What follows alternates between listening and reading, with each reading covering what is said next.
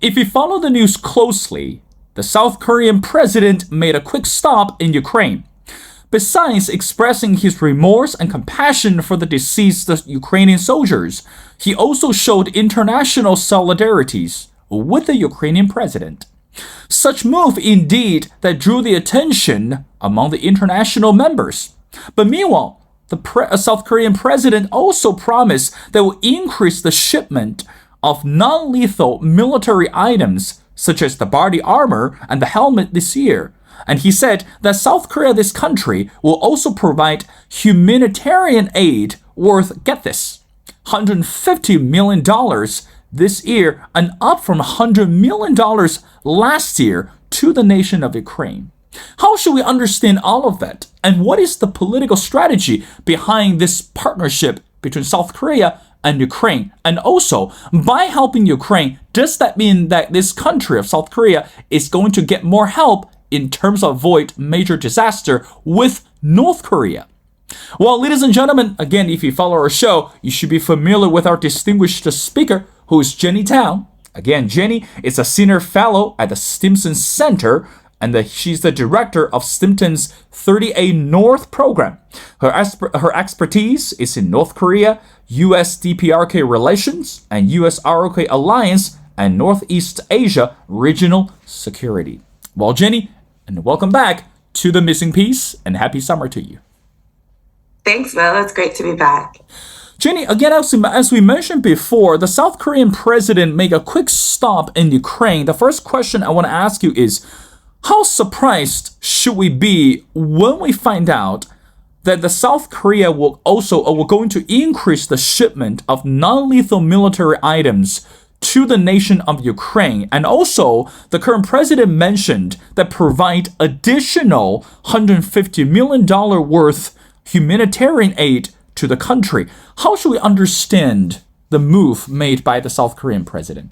Well, South Korea has always been sympathetic to the Ukrainians and has always offered moral support, has always been willing to offer humanitarian support. The hesitation has always been on the lethal aid side, as there are laws in South Korea that prohibit the provision of lethal aid to other countries, or aid going into countries that are in active conflict. That's always been the pressure on the South Koreans, that the South Koreans have resisted. Everything else, they've been more than supportive.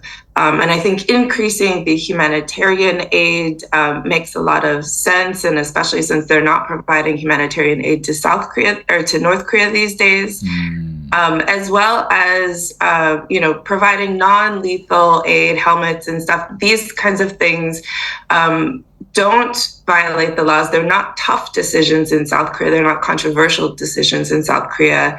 And I think there's a bit of planning for the future going on as well, because there was a big emphasis on the being positioned to help with reconstruction of Ukraine as well. So trying to fit into that space, be a good partner now within the values-based support system, and being poised to be, on the short list of people that are states that are tapped to help with the reconstruction efforts. Again, Jenny, not only the South Korean president made a quick stop to Ukraine, and also he participated one of the major events, which is the NATO summit.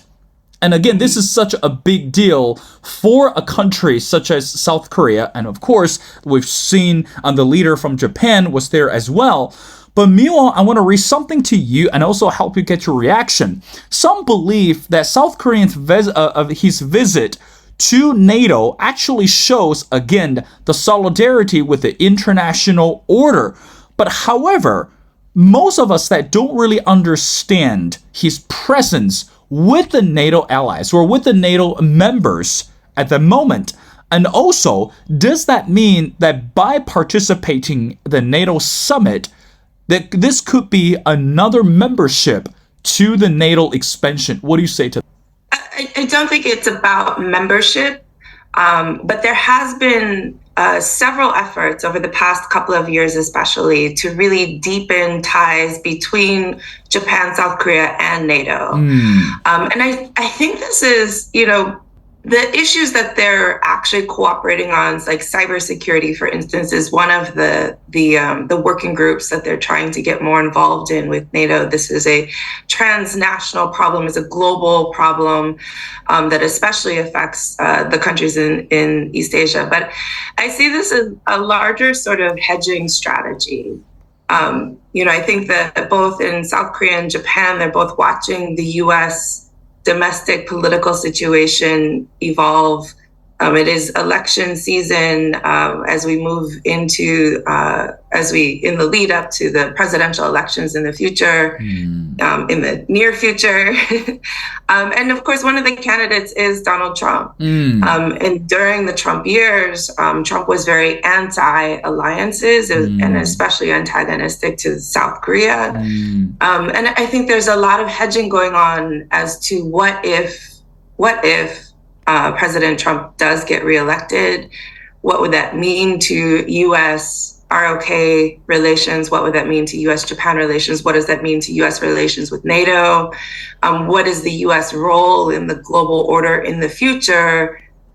Is the path we're on sustainable? I think all of these questions are at play right now. And I think instead of waiting to hear that answer, there are moves both within NATO and within other US allies to try and create options for themselves and strengthen alliances now among the network of allies in just, like I said, as a hedging just in case the U.S. position on allies and the U.S. alliances, bilateral alliances in the future, or collective security alliances in the future start to weaken.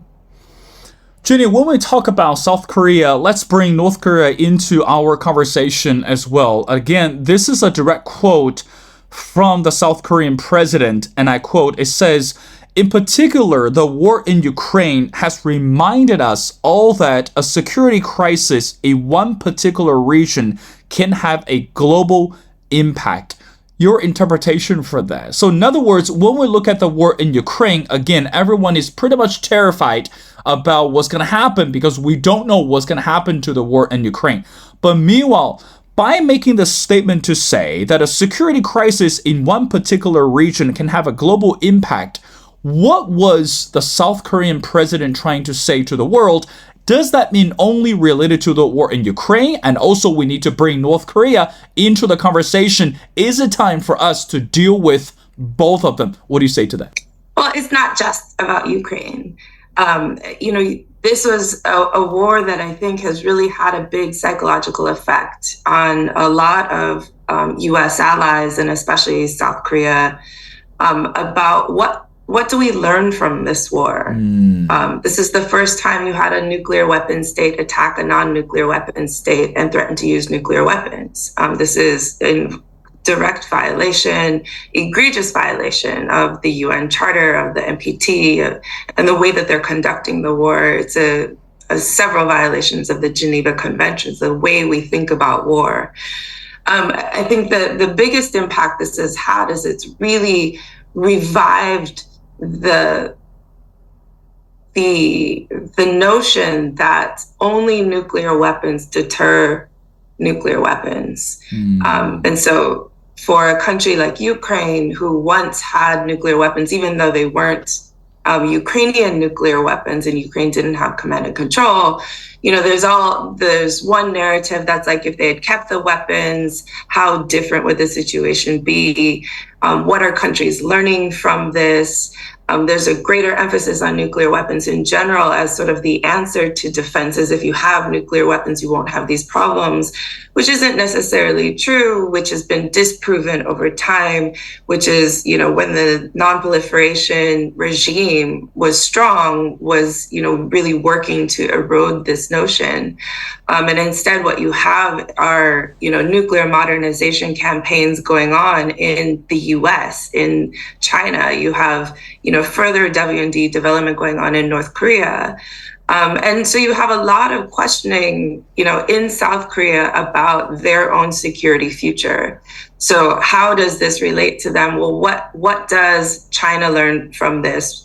And how might that change their reactions or influence their their choices when it comes to, for instance, Taiwan. And what does North Korea learn from this? But the other question is, I think a lot of countries are looking at NATO's response to Russia's actions, the U.S. response to Russia's actions, looking at the how wars conducted against countries that have nuclear weapons and sort of the restraint there and the reluctance to get directly involved. And that has also had a huge psychological effect, especially in South Korea and Japan. Even though, the U.S. relationship to Ukraine is very different than what it is to South Korea or Japan, it raises a lot of questions, not only of U.S. commitment, what will they do against a country that has nuclear weapons, like North Korea, but also what if there's already a conflict going on and U.S. resources are already tied up in something. So what happens if there is a Taiwan contingency and their U.S. resources are there and North Korea, what does North Korea do then? Do they do something either in coordination with China or opportunistically? And where will U.S. resources go then? So this has brought out a lot of anxieties about what conflict could look like in the future. And how prepared is South Korea, how prepared is the alliance to deal with a much larger set of issues and a much broader challenges that could come up in any kind of conflict? Jenny, the reason why I want to bring North Korea into our conversation because in April this year, that the South Korean president and also U.S. President Joe Biden announced plan to reinforce their country's deterrence capabilities, again, such as the periodic docking of the U.S. nuclear-armed submarine in South Korea, and also the establishment of a new bilateral nuclear consultative group. Now, again, I think the question at this moment, as you mentioned before, U.S. politics is standing at the crossroads, domestically and also internationally.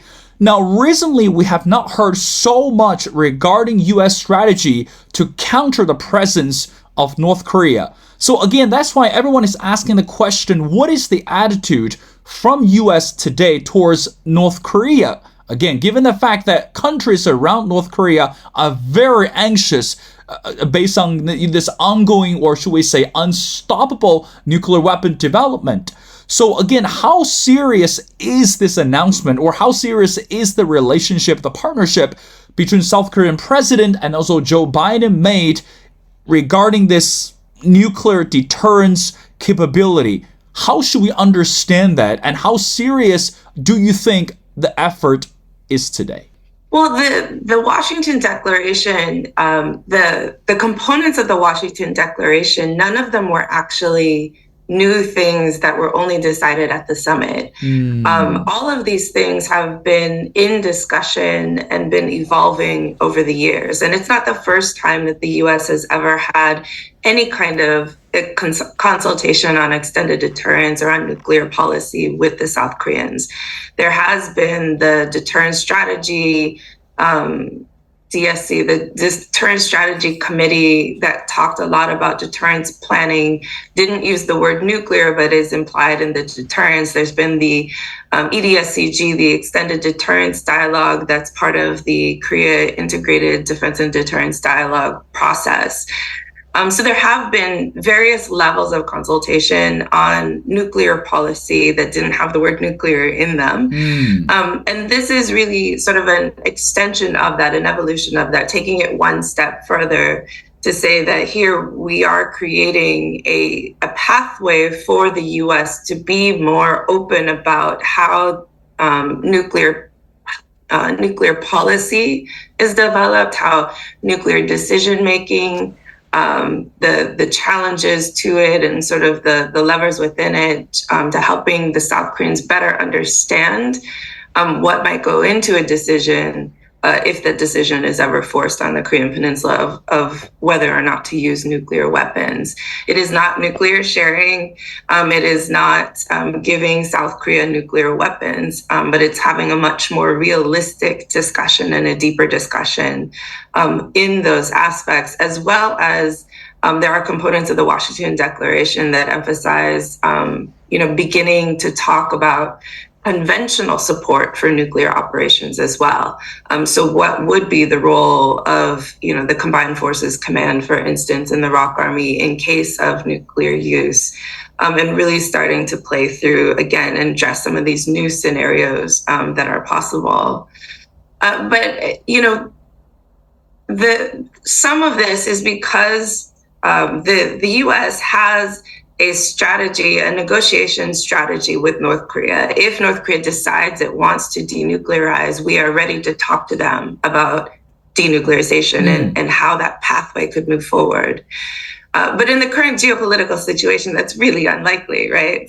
For North Korea to come in the middle of that, in the middle of an arms race going on in East Asia with high tensions building between the US and China and throughout the region, for North Korea to come to the table and be willing to put limits on their own arms development while the rest of the region opens up is just unrealistic, right? But we don't have a strategy for rebuilding diplomacy with North Korea. We're just waiting for them, right, to make a decision that we want to hear, and then we're willing to work out the terms. So in the meantime, the way that the U.S. has approached this is we've offered this open-ended talks anytime, anywhere, with the implication about denuclearization, which of course doesn't get us anywhere, and the North Koreans don't even respond. And the North Koreans have made several statements saying that this is a disingenuous, opening to begin with, and this formulation has never been successful in the past either. In the meantime, what we're doing is we're really focusing on trying to increase assurance of our allies.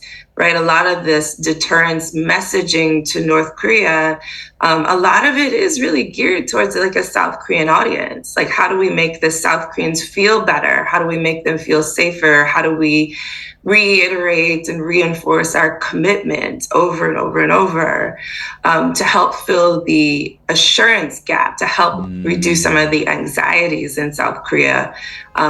At a time when we haven't had much luck and we don't really have a plan for North Korea.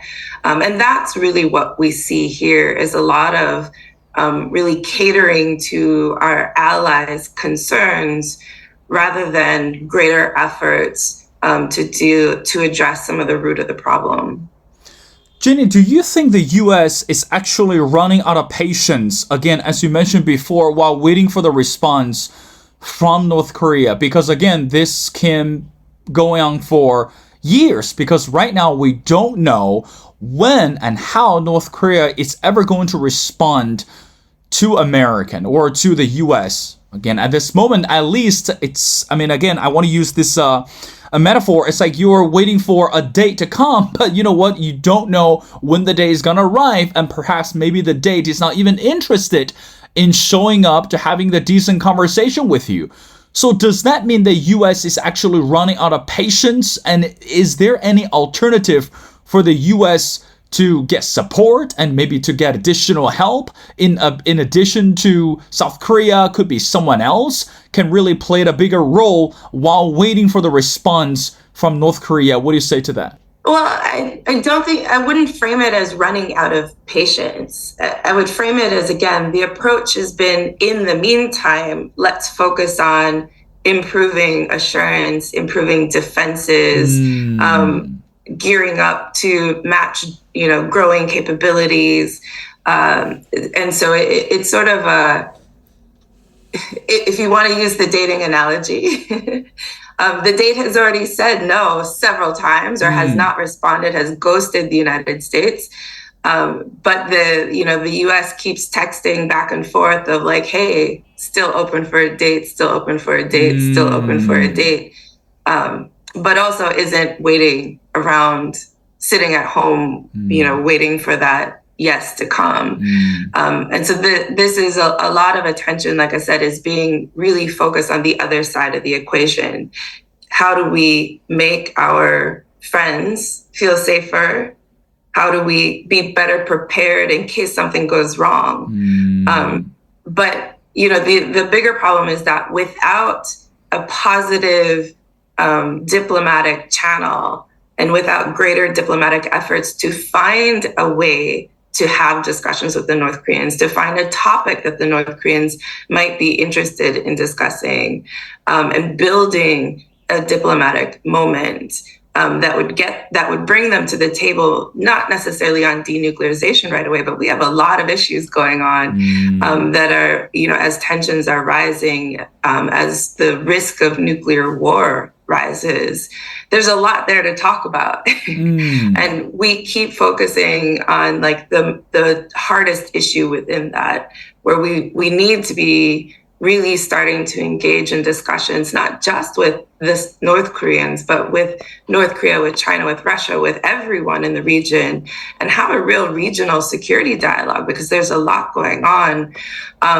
that really, poses serious challenges in a region of such great economic and political importance to the world, that no one wants to see conflict in Northeast Asia. But instead of really working on building political off-ramps, instead of working on tension reduction, all sides are just working on the defenses and deterrence messaging, which is actually making the situation worse. So we have a strategy right now. It's just not a great strategy if we want to avoid conflict. But Jenny, recently a comment made by current Secretary of the State Anthony Blinken said once, regarding the tension or regarding the issue of North Korea, if China decides not to do anything, US will definitely take an active approach.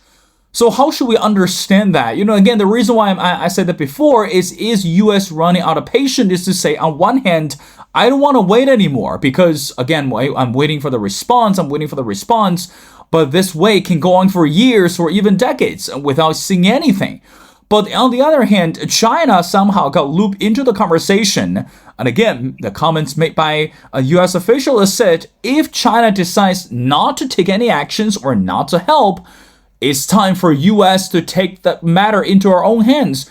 And so does that mean that US is going to completely go alone on this and without seeing any consultation or without any help? Because meanwhile, we have not seen any response from China either, since China is very occupied with a lot of international agenda. What do you say to that, Jenny? I mean, that was really a message to China, trying to compel greater cooperation with the US approach to this issue. It's not a very compelling way to do so, especially as we have already rising US-China tensions. But there's a lot of there's a lot of concern and a lot of losing patience, not only with North Korea, but with the paralysis of the UN Security Council and the inability to get kind of a unanimous global consensus on what to do. So I think, there was a point, like in 2017, there was pretty unanimous global consensus that something needed to be done, that, in that instance, China was willing to be harder on North Korea in terms of sanctions implementation. The UN Security Council, whenever North Korea did ballistic missile tests that violated UN Security Council resolutions, there was unanimous adoption of new resolutions that would impose new punishments, new punitive measures, such as sanctions on the situation.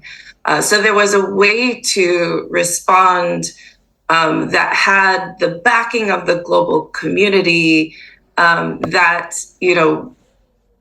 really gave the sense that we are doing something together, that in hopes that it would dissuade the North Koreans from doing further action in that way. Right now, you don't have that, right? The UN Security Council has not been in agreement on North Korea since 2017. Everything that North Korea has done since then, anytime any new resolution at the UN Security Council has been proposed, has always been, either blocked by the Chinese and Russians or vetoed by the Chinese and Russians if it has gone through, which is, in the current geopolitical environment, perfect. It's expected, especially since this is an issue now where as we move towards reforming ideological North Korea plays a role on the autocratic side of that ideological divide, right? So I think there was a lot of that messaging was trying to compel China to stop blocking efforts, and a lot of the U.S. will take action. I think we've already seen this play out somewhat, where there's greater unilateral sanctions that have been imposed. I think there's been some planning for secondary sanctions, especially on Chinese companies and businesses and Russian companies and businesses that have always been somewhat held in reserve because of political relations that are probably likely to move forward if we can't get more cooperation on this issue. But so I think when Blinken talks about we'll take action, it's more action along the lines of stuff that we've already done, but that will also target China and Russia in the process. Of course, Jenny, again, even though that the U.S. is waiting for the response, but meanwhile, once in a while, that we do get a chance to hear some response from the North Korean side. Again, I want to read something to you. I want to get your interpretation on this. Now, in Pyongyang, again, we talked about this person before. It's called Kim Yo-jong, the powerful sister of North Korean current leader Kim Jong-un. Now, recently, that she actually slammed the UN Security Council for convening a meeting to pick up a quarrel with her country. And again, a self-defense step while ignoring the U.S. push to increase the danger of a nuclear war. And again, in a statement that she called the council a new Cold War mechanism totally inclined to the US and the West. Now, again, what does that mean when she made that statement? Again, correct me if I'm wrong. She's saying that if we have a war today, the war started actually by the U.S. Or, again, U.S. today is being too provocative when we're looking at this regional stability. So again, Jenny, you're the expert. How should we interpret her comments and also her reaction by slamming the U.S. Security Council and also the action done by the West? Yeah, the North Koreans always object to whenever the UN Security Council meets to talk about North Korea. They always object. The level of objection, of course, depends on the gravity of the time. So there should be that she made a statement condemning the UN Security Council for meeting. They always do. And they always complain about this isn't just North Korea acting in isolation, that there are, moves that North Korea takes that do respond to, and they feel are reciprocal responses to moves that the United States is making. The U.S. tends to, the way the West looks at the situation is that these are not equivalent, right? That the actions that North Korea are taking violate international law. They violate UN Security Council resolutions, whereas the military drills and things that the US and South Korea are doing, they have the sovereign right to do so. They're not prohibited by international law, and they're following international law in doing so.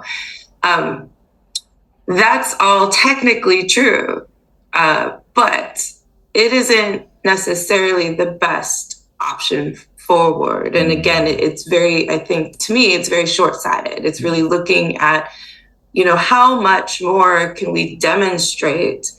It might have some, the hope is that it has some deterrence effect, but a lot of it is, again, really geared towards a South Korean audience. Bigger and better demonstrations of power to reassure South Korea that, the capabilities are sound, and to, remind North Korea that we have these capabilities.